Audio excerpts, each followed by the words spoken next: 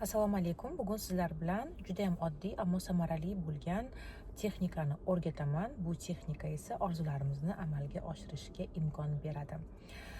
Shunchaki oddiy qadamlar bilan o'zingizning orzuyingizga erishish mumkinligini bilarmidingiz? Men sizga bu narsani o'rgataman. Chunki buni o'zimda sinab ko'rganman.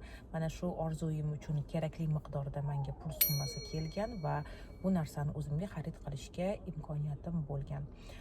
Xo'sh, unda boshlaymizmi? Ushbu texnikani sizga hozir qadamma-qadam tushuntirib beraman, lekin undan oldin menga podpisatsiya bo'lib, like bosishni unutmang. Birinchisi 5000 qadam yoki 1 soat davomida yuramiz, to'xtamasdan, pauza qilmasdan va iloji bo'lsa har doim bitta yo'nalishda yuramiz. Ikkinchisi, yurishdan avval niyat qilasiz. Qanaqadir orzuyingiz bo'lishi mumkin. O'zingiz faqat uni usharishiga ishona oladigan orzu bo'lishi kerak. Ixlos bilan bu narsaga qadam bosamiz. Yurishni boshlaganimizda, orzu qilgandan keyin birinchi qadamimizdan keyin ikkinchi qadamimiz bu bizning shukronaligimiz bo'ladi. Ya'ni har yurganingizda siz o'zingizdan shukronalik bildirishingiz kerak, ya'ni hozirgi holatingizga. Shunaqa qalin kiyimlarda yoki chiroyli kiyimlarda sog'lom yurganim uchun shukr. Atrofimdagi insonlar borligi uchun shukr. Borliq shunaqa tinch, osoyishta bo'lgani shukr. Osmon uchun, bilmadim, barcha narsa uchun, hozirgi hayotingizdagi bor narsalar uchun shukr qilib borasiz. Ikkinchi qadam esa bu muhabbat qadami deb ataladi. Ya'ni insonda qanchalar sevgi balandlashsa, unda vibratsiyalar ham shunday kuchayadi. Chunki sevgi bu o'zi ilohiy tuyg'u bo'ladi. Inson ilohiyatga murojaat qilganda unda juda ham kuchli energiya keladi va uni ruhiyati tozalanib ko'tariladi.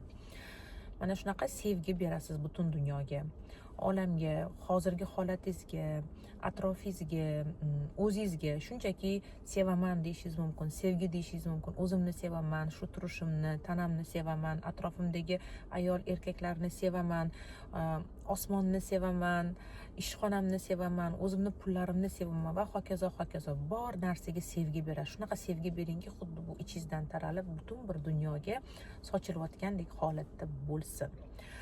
Mana shu narsani qilayotganingizda ichingizdan qanaqadir bir ko'tarilish yuzaga kelishni boshlaydi. Mana shunaqa paytda o'zingizni orzungiz haqida o'ylaysiz. Misol uchun, mashina deylik. Mana shu mashinani rangini, uni balonlari qanaqa bo'lishini, qaysi paytda uni olasiz, u qanaqa rangda bo'ladi, yengimi yoki yurilganmi, xullas butun orzungizni detallarigacha o'ylab chiqasiz. Undan so'ng mana shu orzungizni o'ylaganingizda qanaqadir ichingizda xursandchilik, qanaqadir ishonch kelishi boshlaganidan so'ng uni xuddi o'zingizda hozir bordek vizualizatsiya qilasiz. Ya'ni qaysi oyda bu mashinani oldingiz, yil qaysi sezon edi, uni nech pulga oldingiz, qanaqa kayfiyatdasiz, unga prям hissiyot berasiz, prям uni his qilishingiz kerak. Xuddi shu narsani olganingizda qanaqa hissiyot bo'ladi? Xursand bo'lasizmi, yugurasizmi, baqirasizmi? Nima bo'ladi ichingizda? Tasavvur qiling, baxtingizga ishona olmayapsizmi? Xuddi shunaqa hissiyot berasiz. Mana shu hissiyotni xuddi hozirgi bo'layotgandek o'zingiz tutasiz. Misol uchun bu ishxona bo'lishi mumkin. Ishxonaga qanaqa qilib ertalab turib kiyinib ketayotganingiz, qanaqa kiyimni kiyibyapsiz, qaysi yo'ldan yuryapsiz, ishga borganingizdagi kabinetingiz, nima ish qilyapsiz, sizga qanaqa katta oyliklar to'lashyapti va bu oyligingizni nima qilyapsiz, mana butun detallarigacha voqeasi bilan bu narsani vizualizatsiya qilib, his qilib o'zingizdan o'tkazasiz. Eng asosiysi qizlar, mana shu qadam yurayotgan paytingizda aqlimiz bizani olib qochishni istaydi. Ya'ni siz bu narsani o'ylaganingizda, unga hissiyot berganingizda aql buni vazifa deb qabul qiladi va bu vazifani yechimi uchun unga qanaqadir resurs kerak. Mana siz yurganingizda siz olish berish qoidasi, ya'ni sizga berishi, siz olishingiz uchun siz mana shu yurish orqali, energiyalarga to'lish orqali bu dunyoga mana shu narsani berasiz. Va aqlingiz bu narsada aldashni boshlaydi. Bu amalga oshmaydi. Ishonma, bir oddiy narsa-ku, shunaqa ham bo'ladimi? Har xil sizni yo'llar bilan aldashga tushadi. Sababi bu vazifa unga resurs talab qiladi, unga kuch talab qiladi, u harakat talab qiladi bunga. Mana shu uchun sizni aldashni boshlaydi, lekin aslo bu narsaga aldanmang. O'zingiz mazza qilib yuring. Maslik 10 000 qadam demayman. Inson shunaqa yurish kerakki, u mazza qilish kerak. bir joyi og'rish kerak emas, oyog'i og'rish kerak emas, boshi og'rish kerak emas. Yurganingizda mazza qilib yuring.